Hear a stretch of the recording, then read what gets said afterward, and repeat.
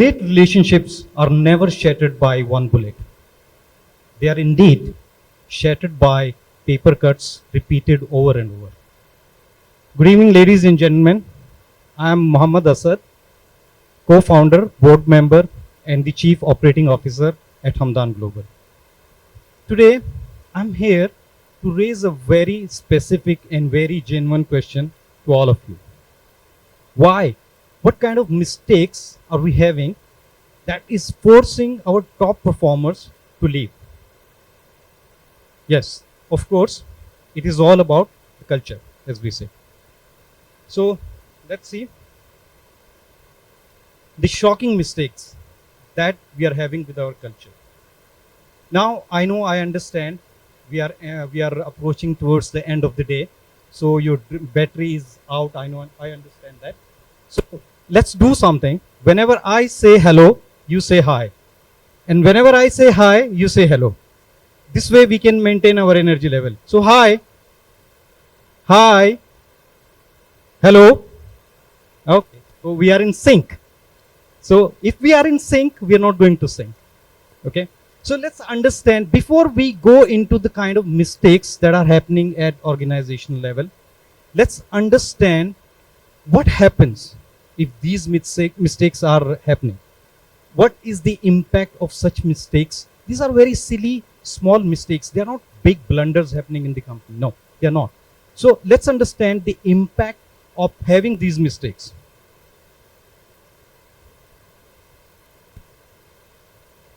So what happens once you are having those mistakes related to your culture? Your engagement starts to drop. And the kind of impact your engagement is having, as per the Gallup, Gallup is very well known organization. They are into all these surveys. According to their survey in 2024, only 23% of the people are engaged. So what are you doing with those 77% of the people in your organization? You're paying them for free. You're paying them just to come to office, hand punch at 9 o'clock, punch out at 6 o'clock. At the end of the month, you're paying them salary. Or are you really worried to engage them? So let's understand what happens then. If they are not engaged, what happens? Your talent leaves. Now here, when I talk about talent, unfortunately, most of the organization, if you have people leaving your organization because of the cultural issues, you will realize that they are the top performers in the organization. Because the C players, they are the A players actually. Because the C players, they are very comfortable, no matter whatever you are saying them. You are shouting at them, you are abusing them, you are giving deductions, that's fine with them. Because they know they are at comfort zone. Probably they might not get hired by somebody else. So those people who are leaving your organization because of culture are your top performers most of the time. The last thing is your culture starts to erode. That's the silent cracks. As I started with this session, with that, this is not a bullet. These are the small wounds that are happening in daily lives, and that is making your performers think about it and leave the organization. Hello? Hi? Okay, so you're with me. Now, let's understand what are the foundations for a great culture. First of all, let me just clarify something. People talk to, like we are into consultancy, especially I'm the culture transformation coach. People come and talk to me that I want to have a culture in my organization. I tell them, you don't need to have. We all have kind of culture in our organization. Culture is not inseparable from the organization. It already exists. You may want to reshape it probably.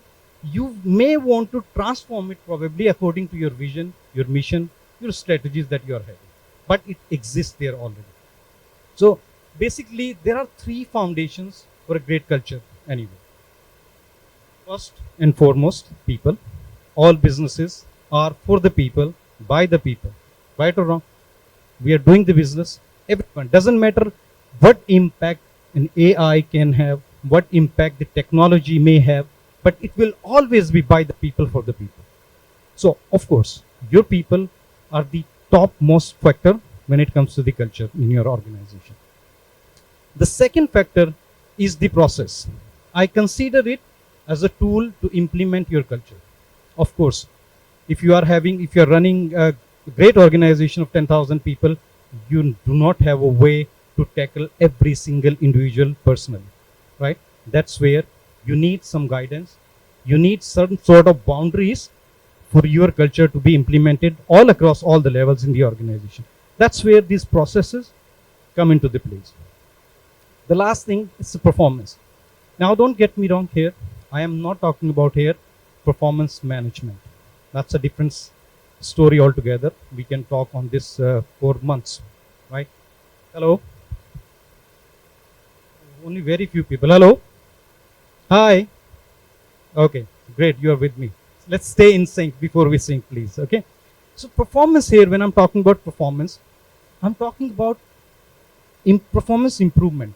Let me just ask one question, random question. Who do you think is responsible for the performance improvement in your organization? Any random guess, please? Anyone? Nobody knows? So you are at the CEO. Okay. Any other thoughts, please? Everyone? Okay. We ourselves.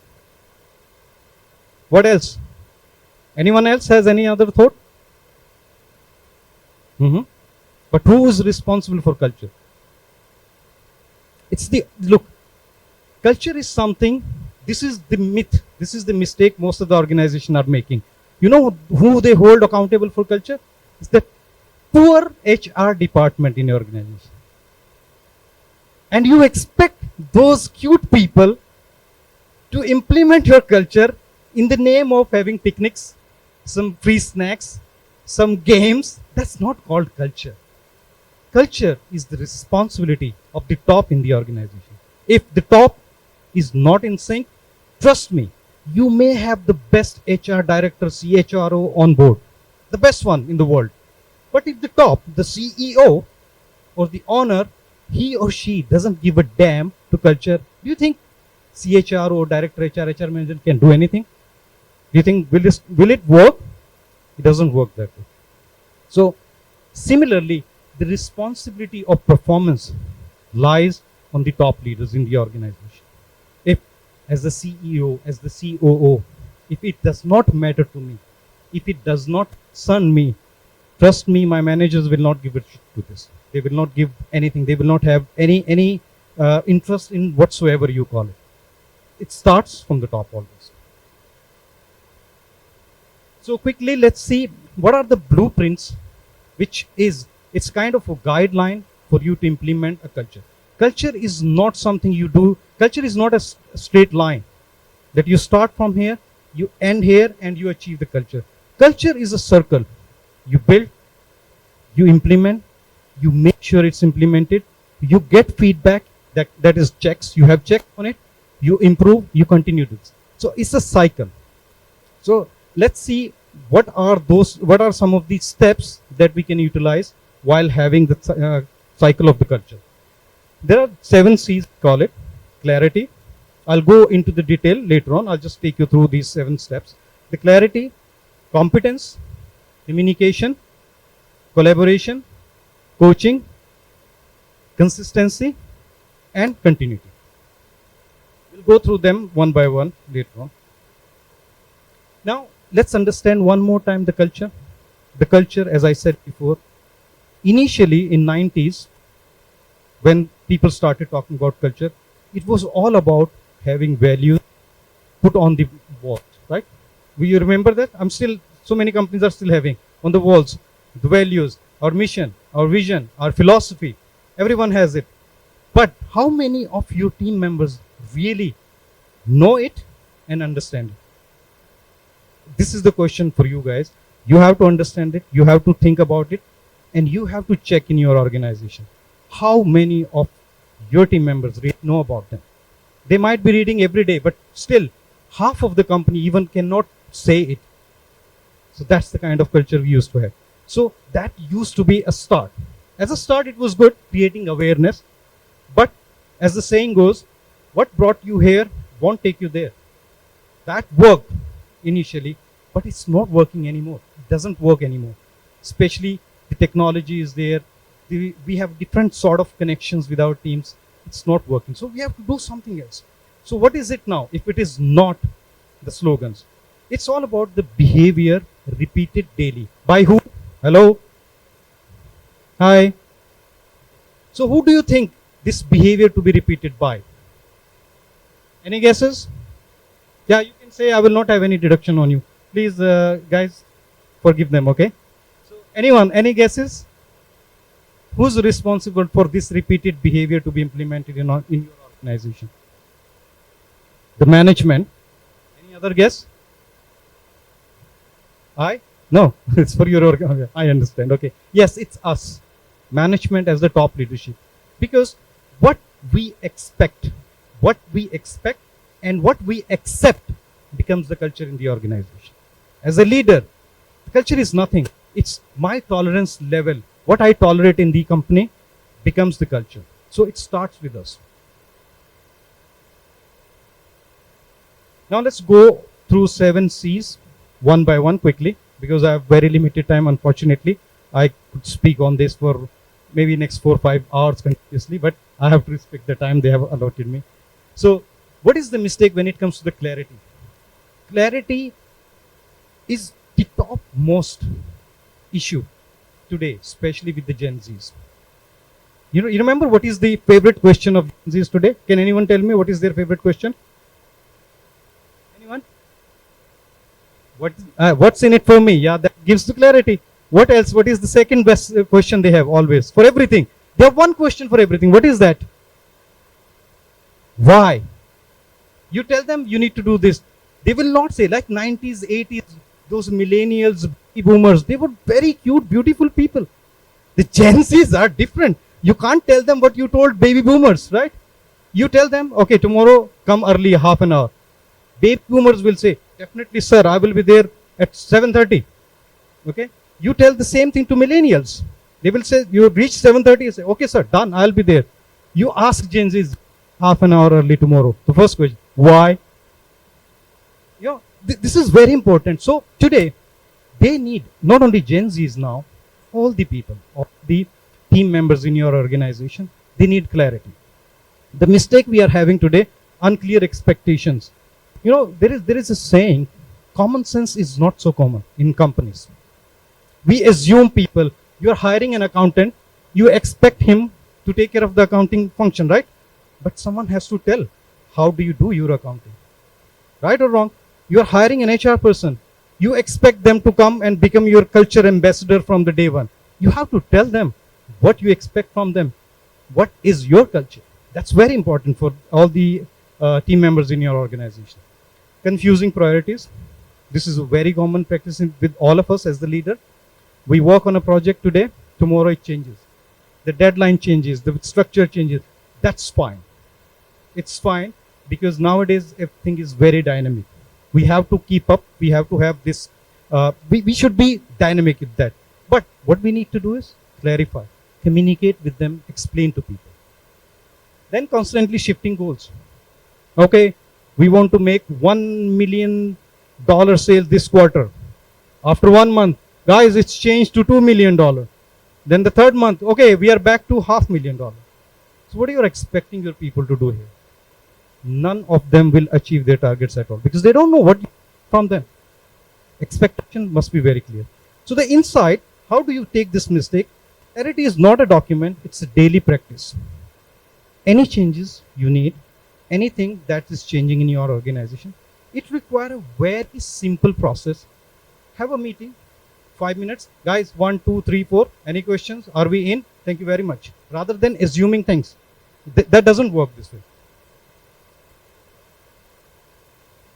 Competence. We all know the competence, right? Hello. Oh, half people are not with me. Hello. Okay, great.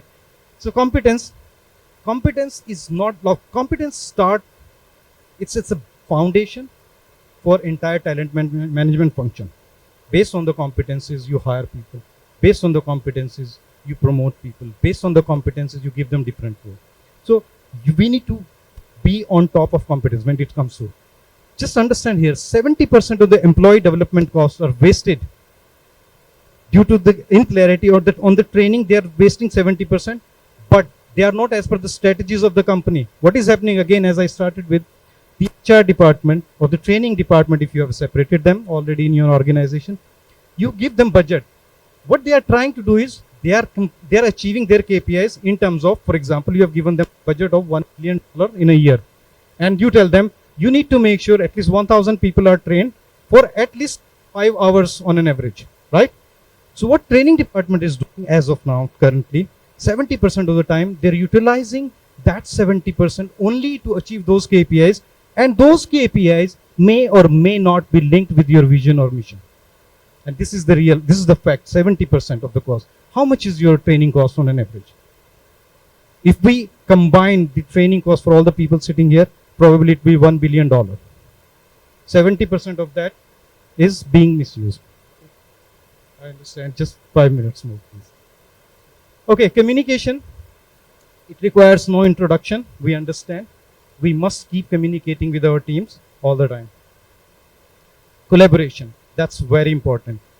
In one of the consultancy session I was having with one of the multinational company recently in Dubai, we were working on a concept. We were working on a project to identify the competencies. It took us, you won't believe, only to identify the competency for the top management, it took us more than 20 days. You must be thinking I'm so unproductive, right? No, I am not. Sometime we need to understand. And you know, the top competency which came up was the collaboration. Today, everyone is working in silos. We are talking, all departments are working as different islands, right? We need to bring them together through collaboration. That's very important. Coaching, it requires no introduction, we know. Just question, who's the best footballer in the world according to you? Just name anyone. Best footballer? Messi, Cristiano Ronaldo, okay? Anyone else? Okay, let me ask you. Let's go with you. Ronaldo is your best footballer. Do you think he requires a coach? Best footballer requires a coach? Why? He is the best footballer already. What you are expecting?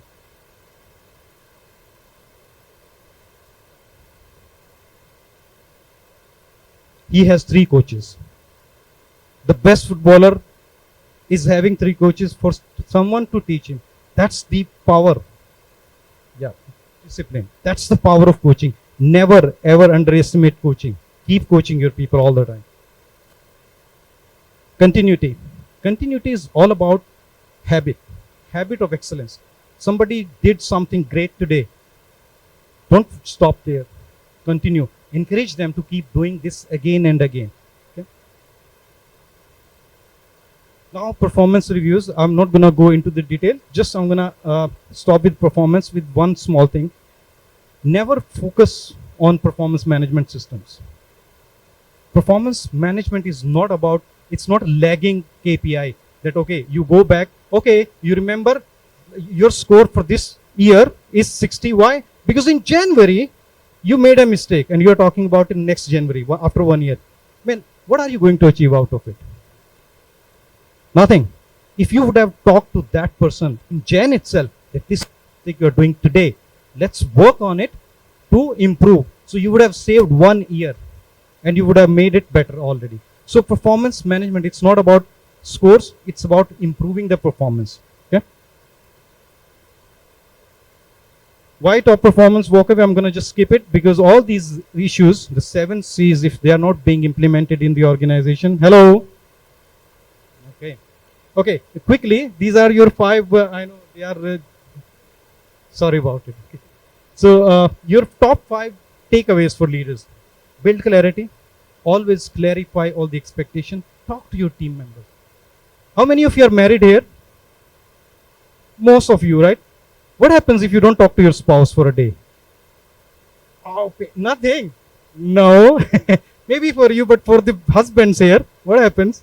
It's a pain point, right? Same is your team members. Talk to them always. Okay? Build clarity. Talk to them. Clarify everything so that they can give what you're expecting from them. Strengthen culture daily. Culture is not an event that is happening once in 3 months. Okay, guys, we are having a picnic, part of our culture.